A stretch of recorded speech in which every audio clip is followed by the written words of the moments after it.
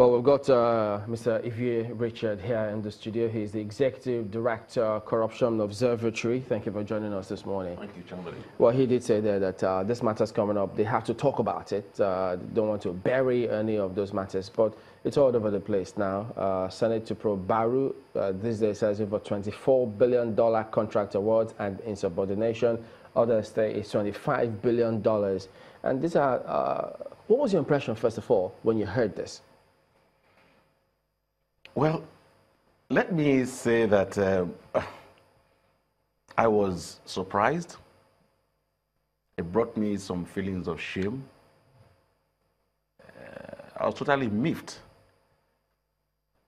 because this government prides itself in the aspect of anti-corruption.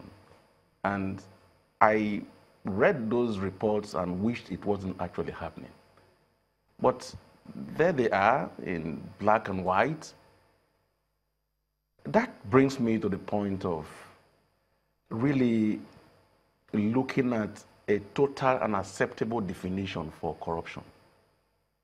As a nation, we've come to the point to say, let us have as a shared value for the people an acceptable definition for corruption. Does it mean we're not all on the same page? We are not. For me, as an anti-corruption practitioner, the best, embezzlement of funds is not necessarily corruption. Clientelism, rent-seeking, nepotism, these are manifestations of corruption. Corruption is best seen as the slightest deviation from an established norm with an ulterior motive. And what we have before us is the issue of governance and management. Kachuku is a member of the board.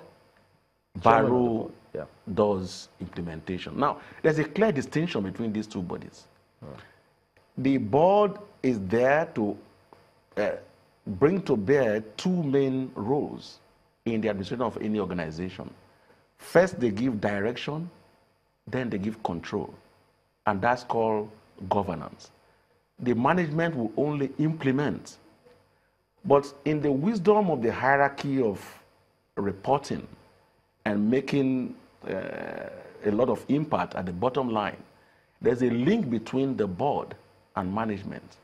And that link is the managing director's office, who also doubles as a member of the board of any organization. In this case, Baru also is a member of the board. I don't know how it is in NNPC, but I'm telling you, the world best practice. That's how the structure is. Now, I saw the report and I saw figures that are really, really mind-boggling. You know, $10 billion, $3 billion, about 6-7 contracts like that, without the input of the board that is meant to set policies and hold the organization accountable to its founding documentation. And Kachuku says the board wasn't consulted, but the tenders board of the NNPC also in that report seemed to have, had some kind of approval tacitly or whatever from the president, who doubles as the minister of petroleum. You see, these things are, to me, an aberration. First and foremost, if you look at the world best practice, it's absolutely wrong for any sitting president, yesterday, today, tomorrow, to double as a minister. It's wrong. It's not. Because he is the Minister of Petroleum Resources. Yes, exactly. You see that what that does is it would water down the line of reporting. It would impact negatively on the bottom line of that kind of that organization. And you see, and I think that's why the integrity of the board, because for a tenders board to sideline the board of an organization, for such kind of massive procurement, is worrisome. But that being the way it is, I'm also very, very miffed at the fact that why are there federal government agencies that are allowed to do procurement outside the nation's procurement law? The national procurement law is the bureau for public procurement. And that should midwife any, especially this kind of heavy-duty procurement. So why would the NNPC, the CBN, and those kind of, agencies be exempted from this law? That again is an aberration. It will only, make for leakages. I hope that the utilization in all these contracts leakages will not be found. But I think that the entire structure is questionable, and there's a need to make a lot of amends. For instance, now, the last point you made, you expect that the Senate, while they probe this matter, identify that particular item and seek to amend laws concerning that so that they unify, the BPP will have all those functions embedded under it? Certainly, because how would you have one nation and different destinies for different government organizations? I don't think there's not one single minister today in this country that would single-handedly approve procurement or the upward of $1 billion without resort to the Federal Executive Council, FEC. So why would the board of an agency of government approve procurement of $10 billion, $3 billion without recourse to its board? Or, to the BPP, for instance. Is it? Not even the FEC. For me, I think that these issues they border on the very soul of this country. It's annoying, is confusing, and I want to think seriously that the organized civil society should weigh in on this.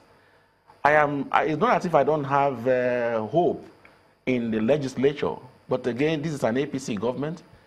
And the APC has upper hand in both arms of the House. Yeah, but they said they've always held government accountable and that this 8th Assembly will not be rubber stamp, and that's why they're talking about this. They've got a committee to look into it. They intend to have a public hearing on this matter.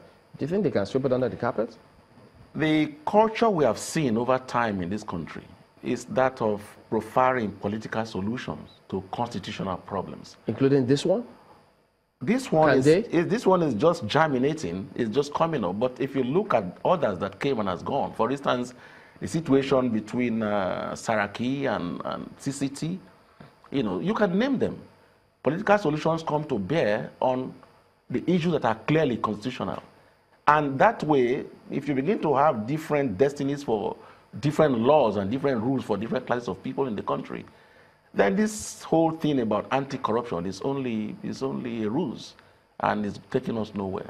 Do you think this issue in the NNPC and between the NNPC and the Minister of State for Petroleum Resources, do you think it's a personal matter? I don't want to think so. I really don't think it's personal at all. Why would I say so?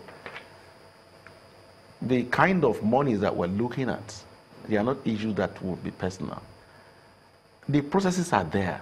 I just told you about the distinction between the functions of the board and the functions of management, and the link between board and management.